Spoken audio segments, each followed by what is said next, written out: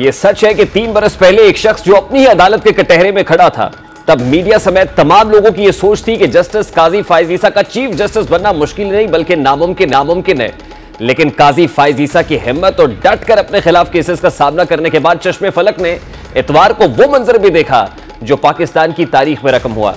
काजी फाइज ईसा, जनाब मोहतरम काजी फाइज ने अपने ओहदे का न सिर्फ सदर पाकिस्तान से हल्फ लिया बल्कि अपनी एहलिया सरीना ईसा को भी अपने बराबर खड़ा करके ये तमाम दीदा और नादीदा दोनों कुव्वतों को खामोश लेकिन वाज़ेह पैगाम दिया है।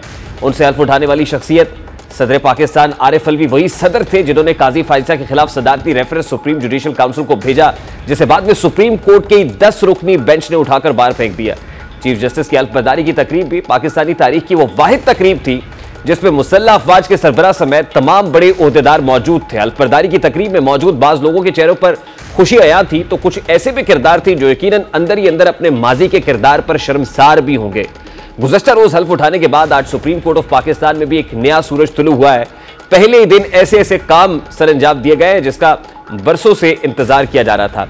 इन्हीं में से एक काम साइलिन की दाद रसी और अदालत आने पर अमले की जानिब से मुनासिब रवैया रवा रखने जाने से मुताल्लिक था। चीफ जस्टिस काजी फाइज ईसा ने अपने उसूलों के मुताबिक पुलिस से गार्ड ऑफ ऑनर लेने से इनकार किया और यह कहा कि उन्हें इसमें दिलचस्पी नहीं है, पुलिस अपने फराइज पूरी तंदही से अंजाम दे।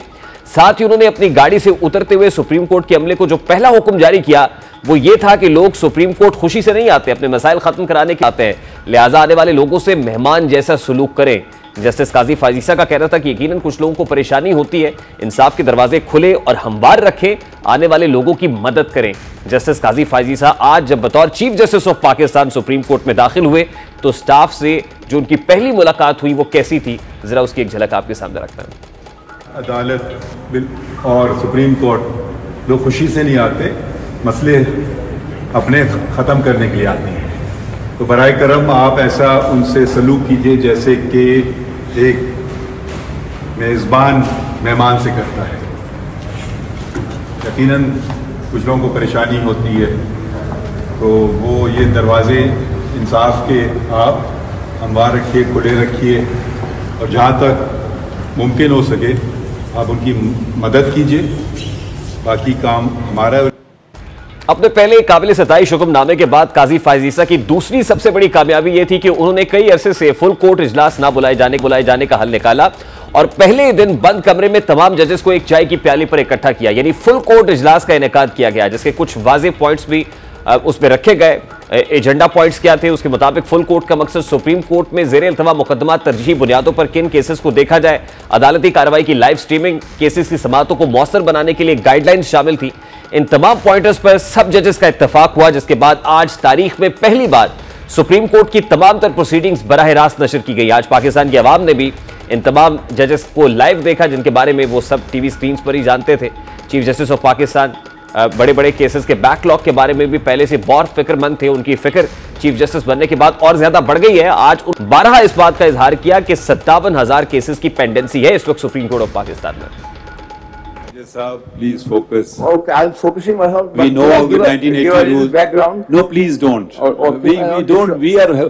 The country expects 57,000 cases to be decided. We would love to hear you, but let's focus on your petition. Now you have started reading. You started giving the history of 1980 rules. We know that. If we'll ask a question, please answer that. But proceed with your arguments. Justice Qazi Faez Isa के बारे में यह भी ख्याल किया जाता रहा है कि वो कानून और आइन के बहुत पाबंद है, आइन और कानून की सीधी लाइन पर चलने के कायल हैं और वो किसी से मरूब हुए बगैर हमेशा आइन की सरबलंदी की बात करते हैं। कौमी असम्बली में आइन की गोल्डन जुबली की तकरीब में शामिल होना भी इसकी वाज़ेह मिसाल थी जिसमें उन्होंने आइन पाकिस्तान के किताबचे को हाथ में पकड़कर बावाज़े बुलंद ये कहा था कि वो आज यहाँ किसी की तरफ से नहीं बल्कि आइन की सरबलंदी और उसकी हिफाजत के लिए इस तकरीब में शामिल हुए। और आज केस की समाअत के दौरान भी बार बार उन्होंने इसी आइन की सरबलंदी के बारे में रिमार्क्स दिए और बताया कि मैं फैसलों के नज़ायर को नहीं मानता, बार नजरिया ज़रूरत के मुताबिक फैसले दिए गए और मार्शल लॉ की तौसीक की गई। मैं ऐसी जजमेंट्स को कानून नहीं मानता बल्कि मेरे पेश नज़र कॉन्स्टिट्यूशन ऑफ द कंट्री है जिसके मुताबिक जिसके तहत मैंने अपने ओहदे का हल्फ उठाया। किताबे हूं, प्लीज मैं अपने हल्फ की वायलेशन नहीं करूंगा कि जी जजमेंट को आइन को तो छोड़ दीजिए, आइन तो हम पढ़ेंगे नहीं, जजमेंट पढ़ेंगे बैठकर। मैं तो आप जरा सुन लीजिए ना, इस मुल्क में कई बार मार्शल लॉ भी लगे हैं, मैं उन जजमेंट के ताबे नहीं हूं, आप सुन लीजिए वजाहत से, हो सकता है कोई और हो, मैं नहीं हूं, ठीक है। आप 100 जजमेंट मुझे प्लेस करें, मैं एक भी नहीं पढ़ूंगा, मैं कहूंगा आइन पढ़िए। आज सुप्रीम कोर्ट में प्रैक्टिस एंड प्रोसीजर बिल की समाअत के दौरान बार बार दरखास्त गुजार वकला की जानिब से सुप्रीम कोर्ट की बालादस्ती की बात की गई और इस कानून को सुप्रीम कोर्ट के इख्तियारात में मुदाखलत करार दिया गया। लेकिन चीफ जस्टिस ऑफ पाकिस्तान की तरफ से बारहा यह कहा जाता रहा कि इस कानून से मेरे इख्तियारात तकसीम होंगे, सबसे ज्यादा मुतासिर बतौर चीफ जस्टिस मैं हूंगा, लेकिन मुझे इस कानून पर कोई एतराज नहीं है। उनका यह कहना काबिल तहसीन है। उनके रिमार्क्स पर जस्टिस मंसूर अली शाह का यह कहना भी काबिल सताइश था कि आइन को बालादस्त बनाता है। यह कैसे मुमकिन है कि 420 लोगों की जाने के जो बनाया गया कानून है वो हम आप पर खत्म कर दे, एक शख्स को थमा दिया जाए? क्या यह 25 करोड़ अवाम की तौहीन नहीं होगी? जस्टिस मंसूर अली शाह इस पर क्या कह रहे थे, जरा उसकी एक झलक आपके सामने रखता हूं। आपकी जो समझ आई है मुझे आपकी कि ये सारा कानून अगर यही सारा फुल कोर्ट बैठ के बना ले तो सब ठीक है। नहीं सर, सुन लीजिए, सवाल तो सुन लें। जी जी, कि 17 जज बैठ के ये सब कुछ बना ले तो ठीक है, पार्लियामेंट ये सारी चीज बना दे तो गलत है। ये आपकी बहस है ना सारी? नहीं। आज supreme court practice and procedure bill की फुल कोर्ट समाअत हुई है और फुल कोर्ट के ऊपर कंसेंसस हुआ तमाम जजेस का। तकरीबन 9 दरखास्तें supreme court practice and procedure bill के खिलाफ आई थी। दरखास्त गुजारों को सुना गया, ना सिर्फ सुना गया बल्कि तफसील से सुना गया। और जस्टिस काजी फाइसा कह रहे थे कि हम यहाँ बैठे हुए हैं और प्रिंसिपल पोजीशन भी उनकी यही थी कि जब तक supreme court practice and procedure bill का फैसला नहीं आ जाता, गुज़श्ता 5 महीने से वो किसी भी बेंच का हिस्सा नहीं थे, वो चैम्बर वर्क कर रहे थे, वो किसी भी केस को नहीं सुन रहे थे और समझते थे कि जब तक इसका फैसला नहीं आता कोई भी बेंच गैर आईनी और गैर कानूनी और उसका दिया हुआ फैसला भी गैर आईनी और गैर कानूनी होगा। शायद यही वजह है कि आज पहले ही रोज बतौर चीफ जस्टिस उन्होंने इस केस को टेकअप किया है और इसकी सेंसिटिविटी का अंदाजा इस अमर से लगाइए कि इस पर सुप्रीम कोर्ट ऑफ पाकिस्तान के 15 जजेस बैठे हुए हैं। अभी इस केस को अडजर्न किया गया है, इसकी समाअत मुलतवी हो गई है। 3 अक्टूबर तक इसकी समाअत मुलतवी हुई है। अटॉर्नी जनरल ऑफ पाकिस्तान ने भी चीफ जस्टिस से और मोअज़्ज़ज़ जजेस साहिबान से दरखास्त दी थी कि उन्हें एक इंपॉर्टेंट इजलास में जाना है और उसके लिए वो मैसर नहीं है।